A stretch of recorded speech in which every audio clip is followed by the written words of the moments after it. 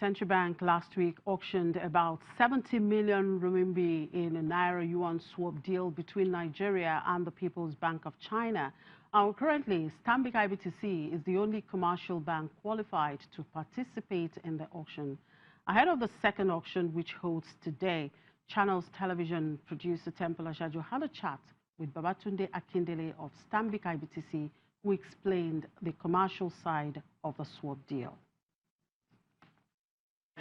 I think that move by the central bank was very well thought out, and the idea is to reduce some of the pressure on the dollar for importation. Nigeria does quite a lot of business with China. As a matter of fact, the greatest amount of imports that come into this country come in from China. So the idea is to be able to do those imports a lot more seamlessly than it is now. You don't have to go after the dollar. You can simply go, with the renminbi, which is the currency that you are ultimately buying from if you are trading with China. All across Africa, you will see the Chinese footprint in infrastructure across Africa. So there's this very close relationship between China and Nigeria that you cannot, China and Africa as a matter of fact, that you cannot ignore. Now, Stanbic IBTC is a member of the Standard Bank Group.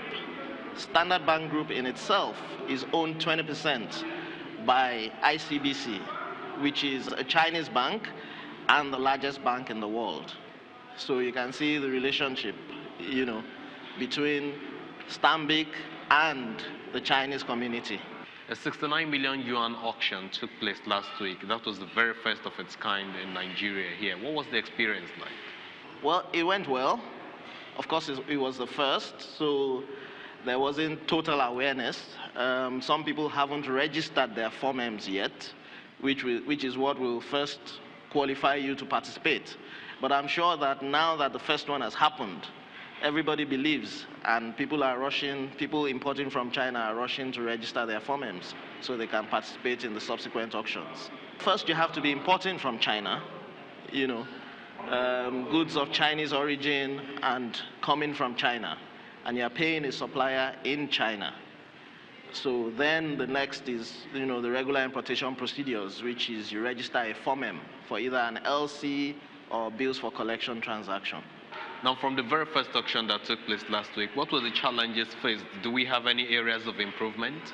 No, I don't think there are challenges. First one held 2 weeks ago. It went smoothly. Results came out about a week after from the CBN, and people are already preparing for tomorrow's auction. Major areas of improvement is that people have seen the first. We always like to wait and see, is it really going to happen? People have seen the first. So I guess there will be more people participating tomorrow. So going forward, what are your expectations from Nigerians and, of course, the Chinese community?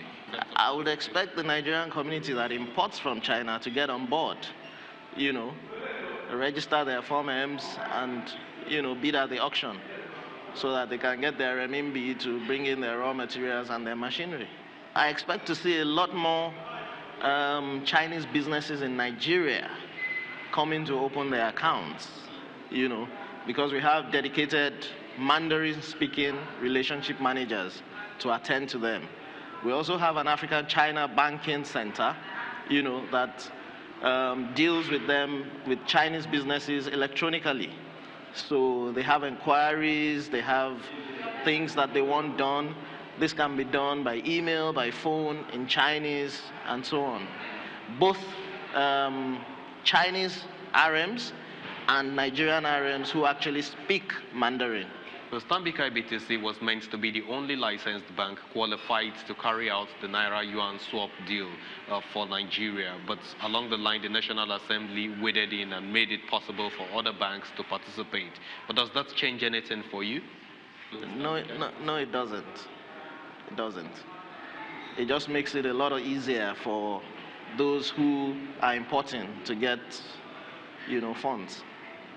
As a bank, first it's an offering for those who are importing from China, those businesses that are buying raw materials and machinery from China.